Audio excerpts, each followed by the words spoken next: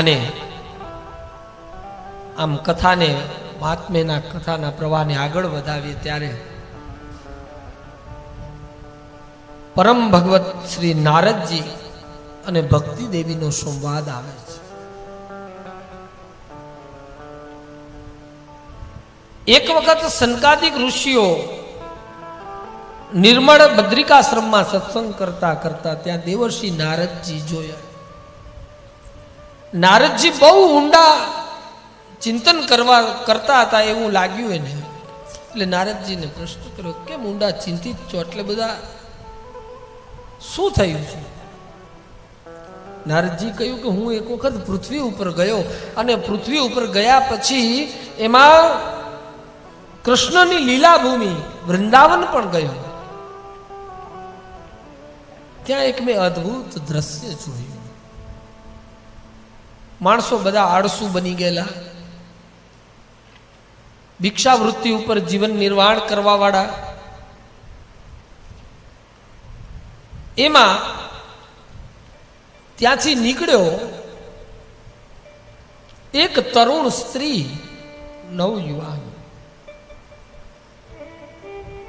ત્યાં રુદન કરતી હતી. અને રુદન કરતા કરતા એની બાજુમાં બે વૃદ્ધ પુરુષ બેઠેલા હતા. અને વૃદ્ધ પુરુષ બેઠેલા એની સેવા કરતી, રડતી રડતી. ત્યારે મને એને જોયો. એટલે સાધુ આવે છે અને સાધુને જોતા તરુણ શ્રી સફાળી ઊભી થઈ અને કહે છે, ભો ભો સાધુ ક્ષણોતિષ્ઠ વંચિતામપી નાશનમ દર્શનમ તવ લોકસ્ય સર્વથા પરમ. ભો ભો સાધુ ક્ષણોતિષ્ઠ, હે સાધુ એક ક્ષણ માટે થોભી જાઓ. આ કથાઓ મેં અનેક વાર કીધી છે, છતાં વિસ્તારથી, કારણ કે મૂળ કથાનો સાર, કેવી કથા અંદરથી શું મળી રહ્યું છે. એ જુવાન સ્ત્રી રડતા રડતા સાધુને જોયો એટલે તુરંત ઊભા થઈ અને હાથ જોડીને પ્રાર્થના, ભો ભો ક્ષણ, એક ક્ષણ માટે, ભો ભો સાધુ ક્ષણોતિષ્ઠ, હે સાધુ એક ક્ષણ માટે આપ થોભી જાઓ. તમને જોયા પછી અમારી ચિંતા દૂર થઈ ગઈ. તમારા દર્શનથી અમારી ચિંતાનો નાશ થાય છે. દર્શનમ તવ લોકસ્ય, તમારા દર્શન માત્રથી અમારી ચિંતાનો નાશ થાય છે. એટલે નારદજી ઉભા રહ્યા. એ નારદજીને એ સ્ત્રી નથી બોલી. આ મૂળ અધ્યાત્મમાં જોઈએ તો એ સ્ત્રી અને નારદજી વચ્ચેનો જે સંવાદ છે એ મને તમને સમજાવે છે. કે શું સમજાયું? કે ભો ભો સાધુ ક્ષણોતિષ્ઠ, હે સાધુ, એ મને તમને સમજાવે છે કે હે જીવ, ક્ષણ માટે થોભી જા. થોભી અને વિચાર કર કે તું આવ્યો છે ક્યાં, ક્યાંથી આવ્યો છે અને હવે તારે જાવું છે ક્યાં. એ થોડોક ઊભો રહીને વિચાર તો કર. ભો ભો સાધુ ક્ષણોતિષ્ઠ વંચિતામપી નાશનમ. એવા ચિંતાનો નાશ કરવા માટે એ સ્ત્રી સાધુને જોઈ અને ઊભા થયા, હાથ જોડીને પ્રણામ કરીને કહે છે કે તમારા દર્શનથી અમારા પાપો. તરત નારદજી કહે છે કે તમે કોણ છો? ત્યારે વ્યાસજી લખે છે, તુરંત સ્ત્રીને બોલાવે છે અને સ્ત્રી પોતાનું નામકરણ, નામ, પોતાની ઓળખ આપે છે. અહમ ભક્તિ રતિ ખ્યાતા,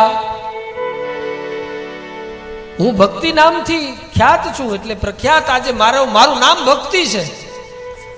અહમ ભક્તિ રતિ ખ્યાતા હમે તનયો મતો. ત્યારે તુરંત પૂછે છે નારદજી કે આ બે વયોવૃદ્ધ બે કોણ છે? એટલે એ ભક્તિ બોલે છે જ્ઞાન વૈરાગ્ય નામાનો. આ જ્ઞાન અને વૈરાગ્ય નામના મારા બે પુત્રો છે.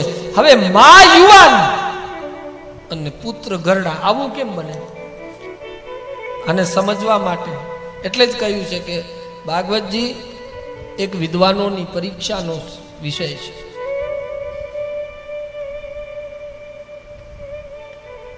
તુરંત નારદજી આશ્ચર્યચકિત બની ગયા કે આ શું? મા યુવાન અને દીકરા ઘરડા, આવું કેમ બને? ત્યારે ભક્તિ એમ કહે છે જ્ઞાન વૈરાગ્ય નામાનો. આ બે જ્ઞાન અને વૈરાગ્ય નામના મારા બે પુત્રો છે. એટલે નારદજી પૂછ્યું કે તમારા પુત્રો? કે હા, મારા પુત્રો છે. પણ તમારા પુત્રોની આવી દશા? કાલ યોગે નજરો. કળિયુગના પ્રતાપથી, કળિયુગના પ્રભાવથી મારા જે બે પુત્રો છે જ્ઞાન અને વૈરાગ્ય એ જર્જરિત થઈ ગયા છે. હજી કળિયુગમાં ભક્તિ પુષ્ટ છે. હજી કળિયુગમાં ભક્તિ એકદમ યુવાન છે, પણ જ્ઞાન ને વૈરાગ્ય જર્જરિત થઈ ગયા. એટલે નારદજી આશ્ચર્યચકિત થયા કે આવું કેમ બને? તો કઈ આવું કાલ યોગે ને જર્જો. કળિયુગના પ્રભાવથી કળિયુગમાં જ્ઞાન અને વૈરાગ્ય બહુ ઓછું બની ગયું, પણ ભક્તિ હજી ક્યાંક યુવાન બની છે. તો તુરંત પૂછે છે નારદજી કે તમે આવ્યા છો ક્યાંથી? તમે તો તુરંત પ્રશ્નનો જવાબ આપતા કહે છે ઉત્પન્ના દ્રવિડે સાહમ વૃદ્ધિ કર્ણાટકે ગતામ ક્વચિત ક્વચિત મહારાષ્ટ્રે ગુર્જરે જીર્ણતામ. હવે અહીંયા તો પાછું આ દેશાંતરની વાત કરી દીધી. દેશાંતર. હવે દેશાંતર તો એ સમયમાં ક્યાં હશે? ઉત્પન્ના દ્રવિડે સાહમ. એ સ્ત્રી બોલે છે, એટલે કે સ્ત્રી એટલે બીજી કોઈ નહીં, ભક્તિ છે. અને ભક્તિ બોલે છે કે હું દ્રવિડ દેશમાંથી ઉત્પન્ન થઈ. દ્રવિડ દેશ એટલે આપણા બાજુ હમણાં જ્યાં બેઠા છીએ, સાઉથનો પ્રાંત. આપણે આર્ય અને અનાર્ય, આર્યાવર્તાંત બ્રહ્માવર્તક દેશે, અહીંયા અનાર્ય દેશ કહેવામાં આવે. આ દ્રવિડ દેશ છે. તો આ ભક્તિ એવું કહે છે કે હું દ્રવિડ દેશમાંથી ઉત્પન્ન થઈ. વૃદ્ધિ કર્ણાટકે ગતા. કર્ણાટકમાં આવી એટલે ક્યાંક ક્યાંક મારી વૃદ્ધિ થઈ.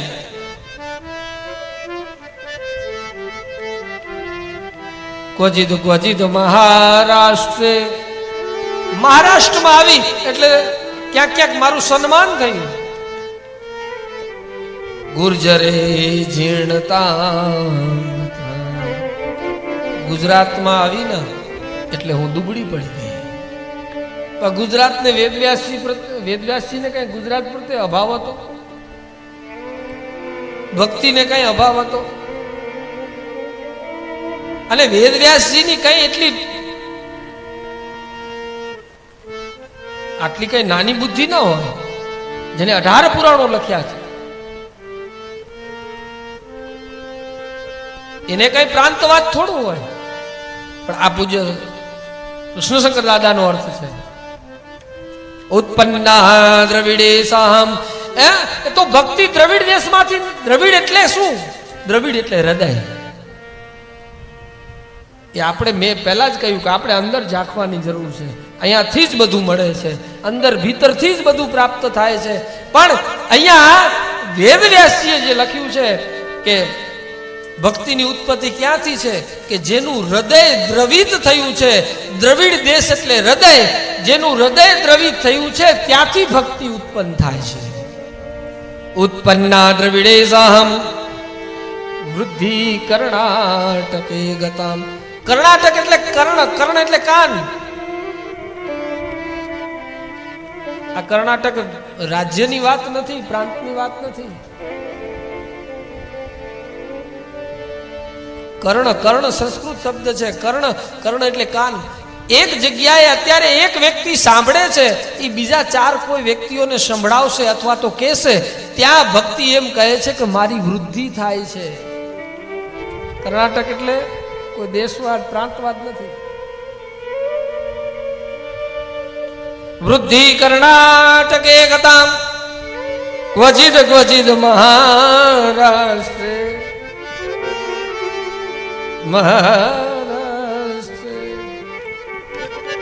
મહારાષ્ટ્ર એટલે મહાન સંતો, મહાન જેના સંતો થયા અને જે જ્ઞાનમાં પારંગત થઈ ગયા, ત્યાં ભક્તિ એમ કહે છે કે મને સન્માન મળ્યું.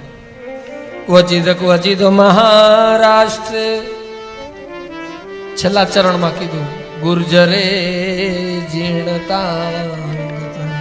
ગુજરાતમાં ગઈ એટલે દુબળી. ગુજરાત એટલે કોઈ પ્રાંતવાદ નહીં, ગુજરાત એટલે ભૂતકાળ.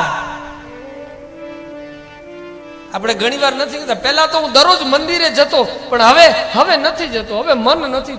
ત્યાં ગુર્જરે જીર્ણતાંગતા,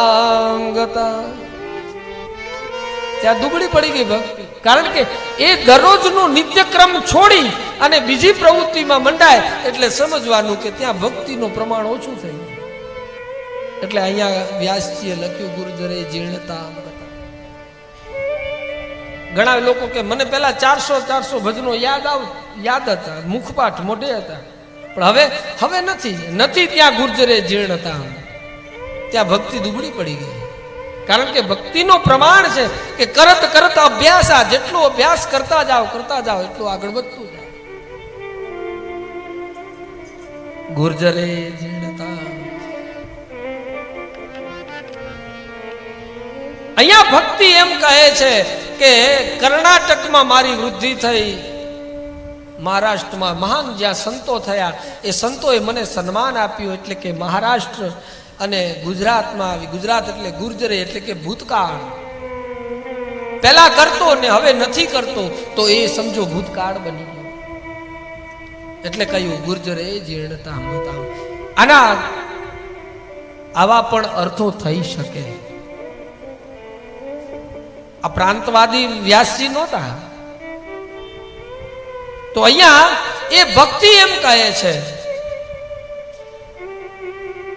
ત્યાર પછી નારદજીએ વિચાર્યું કે જ્ઞાન અને વૈરાગ્ય તો આ બે જીર્ણ બની ગયા છે. તો જીર્ણ એટલે કે આ સમય એવો ચાલતો તો કળિયુગ કાલ યોગે ને જર્જરો. કળિયુગના પ્રભાવથી જ્ઞાન વૈરાગ્ય જીર્ણ બનેલા, અને જીર્ણ બનેલા જ્ઞાન વૈરાગ્યને પુષ્ટ કેવી રીતે કરવા બધાને પૂછી રહ્યા છે નારદજી. અને પૂછતા પૂછતા છેલ્લે એમ કહ્યું કે સત્કર્મ કરો, કથાઓ કરો, અને જ્ઞાન વૈરાગ્યને જાગૃત કરવા માટે ભાગવત એટલે કે શ્લોકનું, વેદોનું પઠન કરાયું, સાંભળાવ્યું.